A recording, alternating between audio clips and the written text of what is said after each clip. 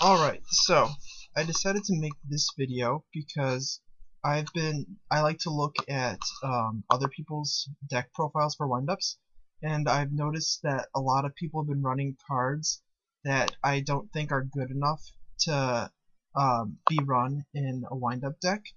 And so I'm going to go through each windup card or windup support card and say why you should run it or why you should not run it, basically. Um, and before doing that, I think it's important to address what you try to do with a windup deck. And the main goal should be to try to generate card advantage. So over the course of the game, you out-resource your opponent, and you win because you have more cards, essentially. And along the way, you try to make Exceed monsters using as few resources as possible. So generally, you're going to want to make one Exceed monster for each resource you put into making it. So cards that use 2 resources to make an Exceed material, for example, are usually not worth running. With that in mind, I'm going to start by looking at what I consider to be the good wind-up monsters, which are down here in the side deck. So the first one, Wind-Up Arsenal Zenmayo, is really the only optional one out of the good wind-ups. Arsenal Zenmayo, you can destroy 2 set cards in the field. The reason why he's good is pretty obvious. You're taking out 2 cards with him. If he gets his effect off twice, then he destroys 4 cards. The reason why he's not as good as some of the other wind-up monsters or other Exceed monsters you can choose is because he's rank 5, and so it takes a lot of resources to go into him. And if you're trying to destroy 2 of your opponent's set back row, a lot of times they'll be able to stop Zenmayo's effect using a Fiendish Chain or Bottomless Trap Hole or something to that effect. He is good, especially when your opponent has a set monster, on the other hand, because it's set cards, so you can destroy monsters or spell and trap cards. So he's borderline. You can include him in your deck, and you can choose not to include him in your deck. The next good wind-up card is so good that it's actually banned. Carrier Zenmighty. You can use Zenmighty to special summon 1 wind-up monster from your hand or deck. Usually you want to summon it from your deck, just because it's a +1 then instead of +0. And then he has a secondary effect that doesn't come up as often. When a wind-up monster on your field is destroyed and sent to the graveyard, you can detach 1 material from this monster to target that monster and return it to your hand. So it's a nice secondary effect, but the main thing is he special summons a monster from your deck, which is quite obviously good. It's a +1, and you can use it to bring out, say, a rat, and then use rat to bring out another Zenmighty, and it creates loops with the 2 of them together. It's pretty straightforward. And then Factory is obviously a good card as well. You can search your deck for whatever wind-up monster you want every turn. So it's also pretty obviously a good card. It basically is what holds the deck together. And then next is Magician. Magician is once again obviously a good card. These 3 are probably the most obvious in terms of why they're good. Magician, you can special summon a level 4 lower wind-up monster from your deck in defense position. This isn't as good as Zenmighty because it's in defense position, meaning Rat can't activate its effect unless you switch Rat to attack mode. But it's still very good, and you can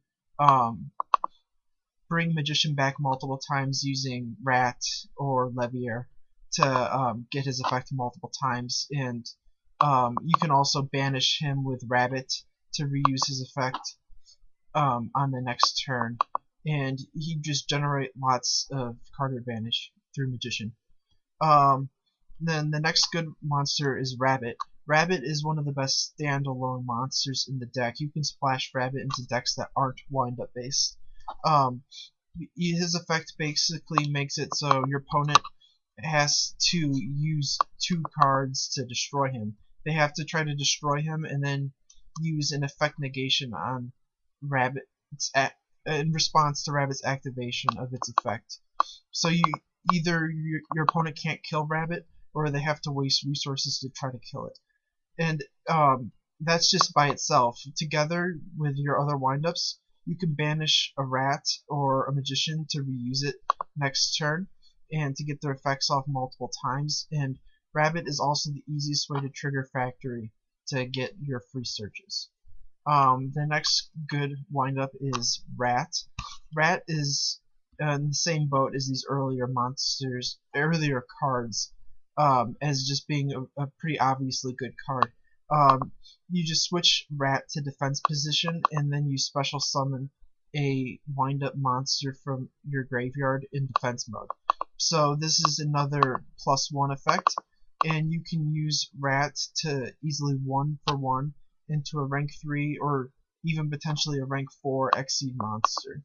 So Rat is especially strong late game when you have a graveyard full. Shark is an excellent card, mainly because of its versatility and how it adds to the wind-up combos. Shark can be any of the main levels, 3, 4, or 5. So you can combine him with any of these other wind-ups that you run in your deck to make an Exceed monster of any of the 3 main levels. And the fact that you can special summon him from your hand is an easy way to trigger Magician, and it also allows you to make quick plays. Because you only have 1 normal summon per turn, you can use Shark to get more monsters on the field for more plays. And the next monster is actually a good example of how some of the cards that aren't as good right now could be good in the future, because Warrior was considered bad until Magician went to 1 and the deck needed another monster to go with Invoker in this case. So Warrior, you can target 1 face-up wind-up monster you control, increase its level by 1. You also increase the attack, so that would boost Warrior up to 1,800, which isn't that high, so that doesn't come into play very often. The main thing is you can make him a level 5, or you can combine him with Rat to make Rat level 4. So that's how Rat can be a rank 4 Exceed. The main reason why Warrior is good is because you can search it with Invoker. So Invoker can special summon 1 Earth Warrior, Beast Warrior type monster from your deck in defense position. So you use Invoker to special summon Warrior from your deck, and this helps with the combo plays. Warrior isn't as good by itself as these other monsters, particularly Rabbit and Rat late game, but Warrior is an important combo piece in the deck at the same time. And then the last good wind-up card is Wind-Up Zenmaines. Zenmaines is resistant to destruction. If he would be destroyed, you can detach 1 material instead.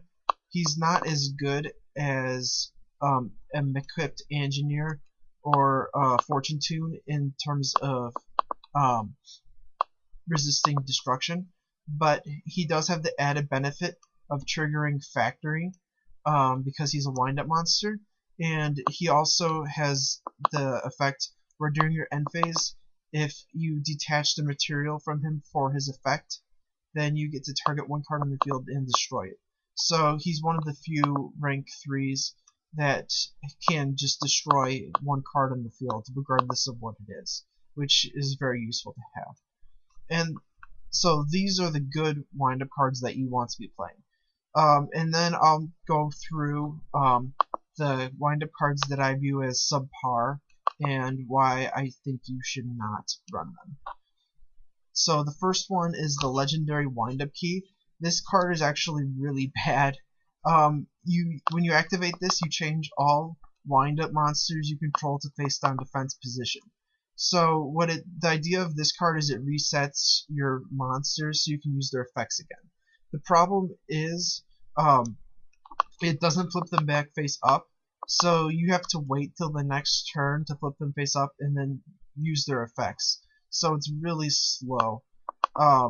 Yeah, that's the main problem, just how slow it is.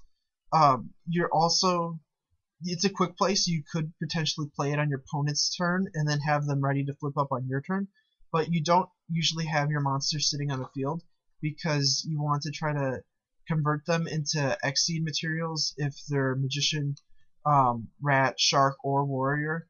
And then rabbits, you don't need to flip face down because they reset themselves when they banish. So there's really not a good use for this in the deck. The next card is Bat. You can target one wind-up monster in your graveyard, switch this monster to defense position, and then add that target to your hand. So this is kind of like Rat, except for it adds to your hand. The problem with this is that first of all, it's a level 1, so after you use its effect, you can't do anything with it, and it'll just sit on the field and die eventually. And so you're adding a card to your hand, but you're using your normal summon to add that card to your hand, and then the card that you're normal summoning will just die. So it's a slow play. It isn't really worth it. You could make an argument for Bat if it was a better level, potentially, but being level 1 means it doesn't have any use once it's on the field. The next monster is Dog. He's a level 3, and you can increase his level by 2 and its attack by 600 until the end phase. So he can be a level 3 or a level 5. The problem with Dog is he's basically a worse version of Wind-Up Soldier. So to run Dog, you'd have to max out on Soldier and decide you want to run Dog in addition. Which you don't need to do, obviously. It's a pretty bad card. It doesn't really do anything except for modify its level between 3 and 5. So you'd be better off just running level 3s with good effects, or level 5s with good effects. There's not much else to it. The next one is Wind Up Honeybee. When this card is destroyed by battle and sent to the graveyard, you can special summon one level 4 or lower wind-up monster from your deck. The problem with Honeybee is a monster that only activates when it's destroyed by battle. Usually your opponent won't destroy it by battle. If you set Honeybee, they'll just use a Fire Fist Bear or an Atlantean Marksman or whatever way their deck has. Cards that you have to wait until they get destroyed by battle to get their effect are slow and inconsistent. And even if your opponent does set it off, there's a pretty good chance that they'll have a monster on board and they can just destroy whatever you summon with Honeybee, unless you summon a rabbit. So it's a slow card that relies on your opponent doing something that they might not even do. The next card is Hunter. Hunter actually used to be an important card in wind-up spec when you could loop your Zen Mighties and your Rats, but it's not good anymore. So with Hunter, you tribute one wind-up monster except Hunter, and then you send one random card from your opponent's hand to the graveyard. So this is just a simple 1-for-1 at this point. You're getting rid of one of your wind-ups, and your opponent is losing a card in their hand. But the problem with this is you can't even tribute itself, so you need another wind-up monster for Hunter to get its effect. So you need 2 monsters to get an effect that's just a 1-for-1, which is a lot of effort without very much reward. It doesn't really add anything to the deck. Then the next card is Juggler. Juggler is actually okay. It's the best monster so far out of all of these. After damage calculation, if this monster battles an opponent's monster, you can destroy the opponent's monster. So Juggler is a way of you can crash him into bigger monsters and destroy them and stuff like that. Which is okay. There's just better ways of getting rid of your opponent's monsters. Usually you'd rather use a trap card like Mirror Force or Bottomless Trap Hole. And you can also use Fire Fist Bear in the deck as monster destruction. So Juggler's it's just okay. It's not worth running though. And then the next one is Kitten. Kitten is a good monster, except one thing just kills it. Kitten, you can target one monster your opponent controls and return that target to the hand. So you can use this to bounce an Xseed monster. It's kind of like Grand Mole. The problem with Kitten is it's level 2. So after you use its effect, it'll just sit on the field until it dies.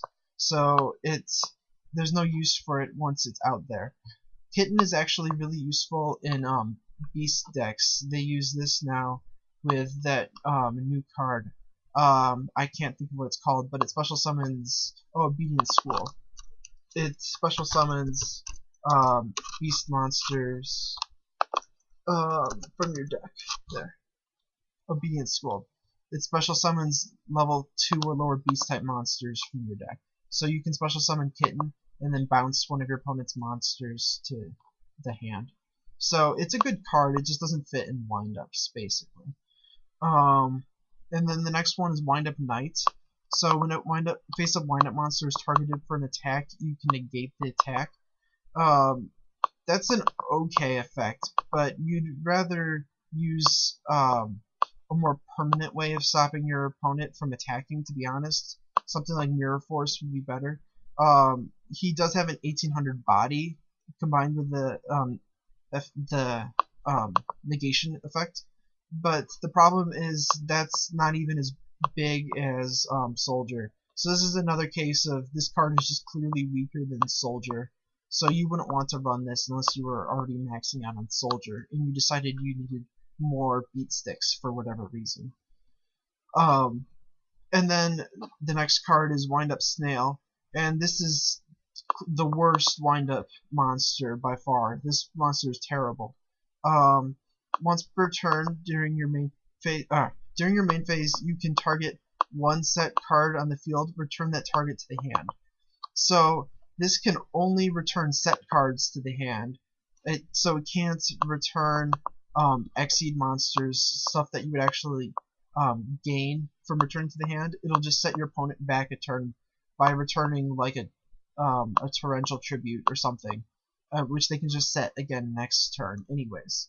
And to get its effect off, you would have to either summon it and have 100 attack monsters sitting on the field, or you'd have to set it, wait until your opponent attacks into it, have it survive, and then use its effect the following turn. And on top of all of this, it's a level 2, so even if you do get its effect off, it's just going to sit on the field and do nothing for you. So Snail is really bad. And then the next card is the best card that I don't recommend playing, but you could potentially play Soldier. It's an okay card. So during your main phase, you can increase this card's level by 1 and attack by 400 until the end phase. So essentially, he's a 2200 beat stick, which is pretty good for a monster you can just normal summon. So if you do need a 2200 beat stick, you should consider using him. He can also be summoned by Invoker like Warrior, but Warrior is much better in that respect because Warrior can pump Rat up to level 4. So you wouldn't want to run Soldier over Warrior for that purpose. You would only run Soldier if you wanted the beat stick. And then the next card is the it's an okay card. It's the best Speller Trap support aside from Factory. So Overwind, you target one wind-up monster, its attack and defense are doubled and returns to your hand during the end phase. So the main problem with this is a lot of times you don't leave your monsters on the field, your wind-up monsters in the field, I should say. The only one that really stays there is Rabbit, which you don't have to worry about dying anyways. You can use Overwind as a surprise to destroy one of your opponent's monsters if they attack Rabbit and they're not strong enough. But in that case, you'd be better off running something like Mirror Force or Dimensional Prison that's just more consistent, because this needs the wind-up monster to actually do anything. And you can also use it to reset monsters. It's okay in that respect. But the problem is it returns them to the hand during the end phase. So this only really works in that case if you have it sitting on the field and you return it to your hand on your opponent's turn, and you can use it again next turn. So it's okay, but it's not really worth running. It adds a little bit, but not as much as other cards can. The next card is Weights and Zen Measures. I don't know how to pronounce that. Zen Measures. So you target 2 face-up wind-up monsters with different levels. Your opponent chooses one of them, and the level of the other monster becomes the same as the chosen monster. And then if your opponent chose the monster with the lower level, you draw 1 card. So this is the idea behind this card is you can choose 2 wind-up monsters that have different levels and then make an Exceed monster with them. Which makes sense if you're running a lot of different levels. But in a good wind-up deck, you're going to be running only level 4 and 3 monsters. So there's not really any need for this. If you play well, you're only going to end up with monsters that are the same level anyways. So this card won't do anything for you in that situation. And so this is basically wasting a card to make an Exceed summon. You end up having to waste 1 spell card from your hand in order to facilitate an Exceed summon, when you should have just summoned monsters with the same level in the first place, and then you don't have to use this card. And then the secondary effect is a nice benefit, but your opponent is probably going to choose the higher level specifically because of this. And it doesn't really give you much when they choose the higher level. Higher level monsters are generally better than lower level with Exceeds, but not by a significant margin. And then the next card is really bad. Zen Malfunction. You target 1 wind-up monster in your graveyard and special summon in defense mode, but its effects are negated. So you're basically just special summoning a monster to use its Exceed material, because you can't use its effects. If you want to special summon a monster from your graveyard, you might as well just use Call of the Haunted. It's a trap, so you have to wait a turn, but it has its effects. So this card is better in almost every way than Zen Malfunction. There's no reason you should be running Zen Malfunction. Yeah, the effects are pretty important for wind-ups. Without their effects, wind-up monsters are just low attack monsters that can't do anything. And then the next card is Zen Maelstrom. You tribute 1 wind-up monster with 1500 or more attack. You special summon 1 wind-up monster from your hand, then special summon 1 wind-up monster from your deck with the same attack as the monster special summoned by this effect. So, you have to... This card is mainly... The main problem with this is how conditional it is. You have to have a wind-up monster in your field with 1500 or more attack, which means Shark, a rabbit boosted by Tenki, or an Exceed monster, or one of the wind-ups I don't recommend playing in the first place. So you have to have one of a few wind-up monsters on the field, and then you have to have a wind-up monster in your hand that you want to special summon.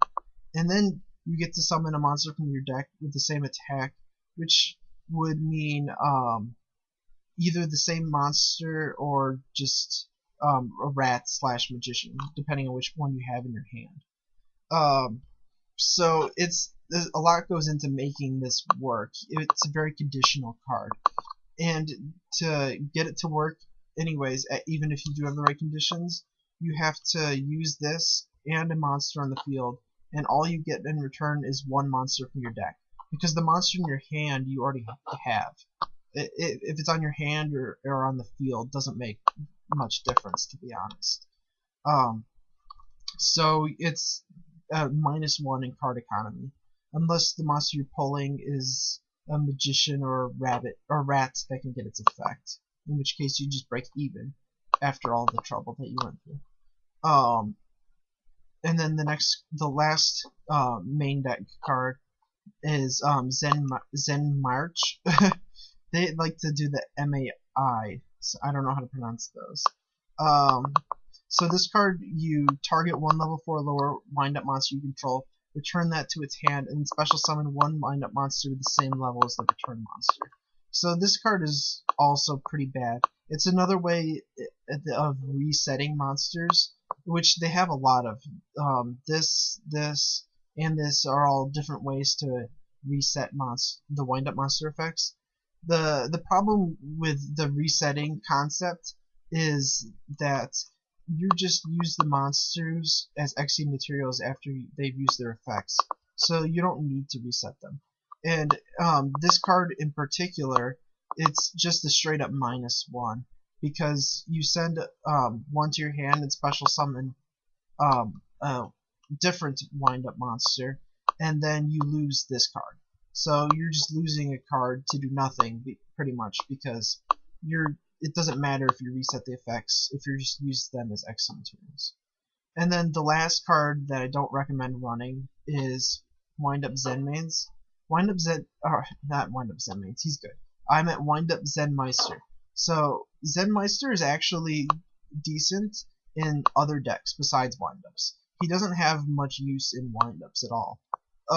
So his attack is boosted by 300 for each XP material, so he's 25 until he uses effect, and then he's 22.